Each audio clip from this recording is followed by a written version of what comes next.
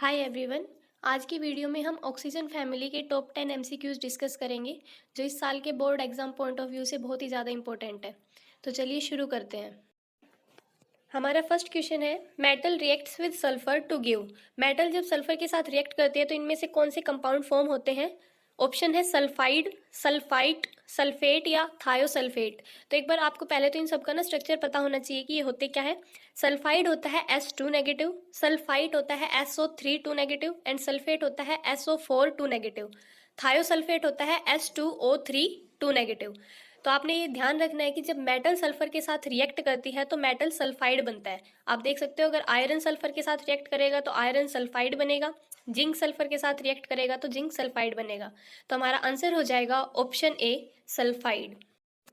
Next question है, which of the following is not a normal oxide. इनमें से कौन सा एक नॉर्मल ऑक्साइड नहीं है? तो पहले तो आपको ये ऑक्सीजन के आयंस इनके बारे में थोड़ा पता होना चाहिए। ये 3 तरह के आयंस होते हैं।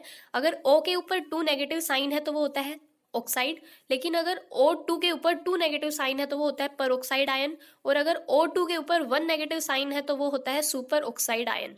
तो हम यहाँ पे देख सकते हैं जो KO2 है इसमें K पे +1 चार्ज है तो O2 पे हो गया -1। तो KO2 में जो O2 ऑक्सीजन है वो एक सुपर ऑक्साइड है। तो बाकी के जो हमारे ऑप्शंस है Na2O, Al2O3, MgO, ये सारे ही नॉर्मल ऑक्साइड है, जबकि KO2 जो थर्ड ऑप्शन है उसमें ऑक्सीजन एक सुपर ऑक्साइड है। तो यहाँ पे हमारा आंसर हो जाएगा option C KO2। Next question है, strongest reducing agent of the following is. इनमें से कौन सा है जो सबसे स्ट्रॉन्ग रिड्यूसिंग एजेंट है? H2O, H2S, H2SE and H2TE। तो हम यहाँ पे देख सकते हैं कि जैसे जैसे हम ग्रुप में डाउन द ग्रुप मूव करते हैं, 16th ग्रुप में जैसे जैसे नीचे की ओर जाते हैं तो जो MH बॉन्ड लेंथ है वो इंक्रीज होती है और इसकी वजह से जो बॉन्ड स्ट्रेंथ है वो डिक्रीज हो जाती है। तो जो TeH2 है इसमें जो TE और H का बॉन्ड है ये इजीली ब्रेक हो सकता है and it can easily give its H to any compound and reduce it. So it can act as a strongest reducing agent among the given. Our answer is option D H2TE, जिसको हम बोलेंगे hydrogen telluride. तो एक बार इनका सबका नाम भी देख लीजिए। H2O को बोलते हैं हाइड्रोजन ऑक्साइड जो कि वाटर भी है, H2S को बोलेंगे हाइड्रोजन सल्फाइड, H2SE को बोलेंगे हाइड्रोजन सेलेनाइड एंड H2TE को बोलेंगे हाइड्रोजन टेलुराइड। तो इसमें हमारा आंसर हो जाएगा option D. It is the strongest reducing agent among the given options. Next question है, the number of dative bonds in sulphuric acid molecule is. तो dative bond क्या होते हैं? कोऑर्डिनेट बॉन्ड को ही हम डेटिव बॉन्ड भी बोलते हैं। तो आप यहाँ पे देख सकते हो जो सल्फ्यूरिक एसिड मॉलिक्यूल है इसमें सिर्फ सिग्मा बॉन्ड और पाई बॉन्ड्स ही होते हैं। यहाँ पे आप देख सकते हो इस फिगर में इसमें कोई भी डेटिव बॉन्ड नहीं होता। तो इसमें हमारा आंसर हो जाएगा option A 0। Sulphuric acid has 0 dative bonds. Next question है, catalyst used in making H2SO4 in contact processes. Contact process में जब हम H2SO4 प्रिपेयर करते हैं तो कौन सा कैटलिस्ट इनमें से है जो यूज़ किया जाता है? तो यहाँ पे ये है हमारी कॉन्टैक्ट प्रोसेस। इसमें ये 4 स्टेप होते हैं। सबसे पहले क्या करते हैं, हम सल्फर को बर्न करते हैं ऑक्सीजन की प्रेजेंस में तो सल्फर डाइऑक्साइड बनता है। सेकेंड स्टेप में हम कैटालिटिक कन्वर्जन करते हैं SO2 की SO3 में। तो इसमें जो कैटलिस्ट यूज़ होता है वो होता है V2O5, वेनेडियम का ऑक्साइड यूज़ होता है यहाँ पे। और थर्ड स्टेप में हम SO3 को एब्जॉर्ब कराते हैं H2SO4 में और इससे ओलियम बनता है H2S2O7। और फिर H2S2O7 जो ओलियम है इसको डाइल्यूट करते हैं वाटर के साथ और फिर हमें डिजायर्ड कंसंट्रेशन का सल्फ्यूरिक एसिड मिल जाता है। तो ये होती है हमारी कॉन्टैक्ट प्रोसेस। तो इसमें जो सेकंड स्टेप है यहाँ पे ही कैटलिस्ट का यूज होता है। तो यहाँ पे जो कैटलिस्ट होता है वो होता है V2O5। तो हमारा आंसर हो जाएगा ऑप्शन सी V2O5। नेक्स्ट क्वेश्चन है, which of the following are peroxo acids of sulphur.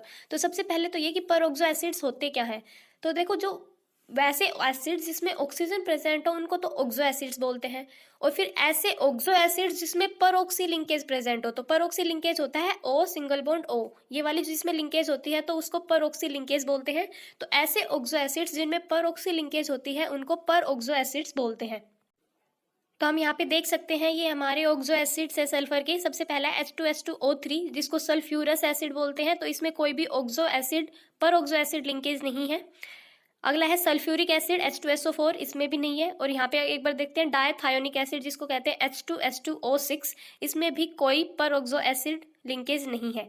लेकिन जो ये है हमारा पर ऑक्सो मोनोसल्फ्यूरिक एसिड, जिसको कैरोज एसिड भी बोलते हैं, दैट इज H2SO5, इसमें एक पर ऑक्सो लिंकेज है। और एक पर ऑक्सो डायसल्फ्यूरिक एसिड, जिसको मार्शल्स एसिड भी बोलते हैं, H2S2O8, इसमें भी एक पर ऑक्सी लिंकेज है। तो हमारा आंसर यही हो जाएगा, जो ऑप्शन डी है उसमें ये दोनों प्रेजेंट है, H2S2O8 एंड H2SO5। तो इसमें हमारा आंसर हो जाएगा ऑप्शन डी। नेक्स्ट क्वेश्चन है, dissolution of sulphuric acid in water is. तो ये कैसी प्रोसेस होती है? तो ये हम जानते हैं कि जब सल्फ्यूरिक एसिड को वाटर में डिसोल्व किया जाता है तो बहुत ज़्यादा अमाउंट में हीट रिलीज होती है। तो ये एक एक्सोथर्मिक प्रोसेस होता है। यहाँ पे आप देख भी सकते हैं कि जब H2SO4 को डिसोल्व किया जाता है वाटर में तो ये आयंस में ब्रेक डाउन हो जाता है। ये 2 स्टेप्स में होती है ये प्रोसेस। पहले एक H+ निकलता है, H+ एंड HSO4 माइनस। तो इसमें जो क्या होता है कि जो के वैल्यू है, के यहाँ पे होता है रेट कांस्टेंट, तो ये बहुत ज़्यादा वैल्यू होती है, मतलब कि ये जो रिएक्शन है बहुत स्पीड से होती है। और इसमें आप देख सकते हो जो डेल्टा है, मतलब चेंज इन एंथैल्पी है, वो है -90 किलोजूल पर मोल। तो जो कि एक बहुत ज़्यादा अमाउंट है, तो बहुत ज़्यादा अमाउंट में हीट रिलीज होती है। तो ये एक एक्सोथर्मिक प्रोसेस होता है। इसमें जो सेकंड स्टेप दे रखा है कि सेकंड स्टेप में दूसरा H+ निकलेगा, H+ एंड SO4 2 नेगेटिव। तो इसकी के वैल्यू थोड़ी सी कम होती है, थोड़ी मतलब पहले वाले से तो बहुत ही कम होती है। वो इसलिए होता है क्योंकि एक आयनिक स्पीशीज से आप H+ बाहर निकालोगे तो वो एक बहुत मुश्किल स्टेप होता है, इसलिए सेकंड स्टेप की जो रेट कांस्टेंट की वैल्यू है वो कम होती है। तो ये होती है हमारी पूरी process, dissolution of sulphuric acid in water. तो इसमें हमारा आंसर हो जाएगा option B, it is an exothermic process. Next question है, the acid used in lead storage battery is. तो घरों में जो इन्वर्टर में बैटरी यूज़ होती है वो हमारी लेड स्टोरेज बैटरी होती है, इसी को लेड एसिड बैटरी भी बोलते हैं। तो इसमें हम देख सकते हैं जो एसिड यूज़ होता है वो होता है सल्फ्यूरिक एसिड। तो इसमें हमारा आंसर हो जाएगा option B, sulphuric acid. Next question है, alpha and beta form of sulphur are at equilibrium at a temperature known as. वो कौन सा टेम्परेचर होता है जिसपे सल्फर की अल्फा फॉर्म और बीटा फॉर्म दोनों इक्विलिब्रियम में होती है? तो वो टेम्परेचर होता है ट्रांजिशन टेम्परेचर। तो सल्फर के केस में वो होता है 369 केल्विन। बिलो 369 वो अल्फा फॉर्म में एग्जिस्ट करता है, अबव 369 वो बीटा फॉर्म में एग्जिस्ट करता है, and at 369 kelvin alpha and beta form both are stable. तो इसमें ये हो जाएगा हमारा option B, transition temperature. Next question है, which of the following has no sulphur sulphur bond. तो ये हमारे कुछ एसिड्स गिवन है, सल्फर के ऑक्सो एसिड्स हैं, इनका हमें पहले स्ट्रक्चर पता होना चाहिए, तभी हम बता सकते हैं कि इनमें सल्फर सल्फर बॉन्ड प्रेजेंट है या नहीं है। तो सबसे पहले देखते हैं H2S2O4। तो देखो इसका नाम होता है डायथायोनस एसिड। तो ये इसका स्ट्रक्चर होता है, यहाँ पे आप देख सकते हैं कि सल्फर सल्फर के बीच में बॉन्ड प्रेजेंट है। नेक्स्ट है H2S2O5, जिसको डायसल्फ्यूरस एसिड बोलते हैं। इसमें भी आप देख सकते हैं कि सल्फर सल्फर के बीच में बॉन्ड प्रेजेंट है। ऑप्शन सी है H2S2O6, जिसको डायथायोनिक एसिड बोलते हैं। इसमें भी देख सकते हैं आप कि सल्फर सल्फर के बीच में बॉन्ड प्रेजेंट है। नेक्स्ट ऑप्शन है H2S2O7, जिसको ओलियम भी बोलते हैं, और इसका एक और नाम होता है डायसल्फ्यूरिक एसिड, या फिर इसको पायरोसल्फ्यूरिक एसिड भी बोलते हैं। तो इसमें आप देख सकते हैं कि सल्फर सल्फर के बीच में बॉन्ड प्रेजेंट नहीं है, दोनों सल्फर के बीच में एक ऑक्सीजन इंसर्ट है। तो इसमें कोई भी सल्फर सल्फर बॉन्ड प्रेजेंट नहीं है। तो इसमें हमारा आंसर हो जाएगा option D, option D, H2S2O7 has no sulphur sulphur bond. मैं आपको ये जरूर सजेस्ट करूंगी कि एक बार आप जितने भी ये सल्फर के ऑक्सो एसिड्स हैं इनके सबके नेम और सबके स्ट्रक्चर जरूर देख के जाएं। इनमें से किसी भी तरह से क्वेश्चन बना के पेपर में पूछा जा सकता है। तो पेपर अभी ज़्यादा दूर नहीं है, तो आप एक बार इनको रिवाइज करते हुए चले बार बार, क्योंकि ये क्रैम करने की चीज़ें हैं। बार बार आप इनको प्रैक्टिस करके लिख लिख के देखोगे तो ये आपको याद होंगे। तो आज की वीडियो में इतना ही। Thank you so much for watching.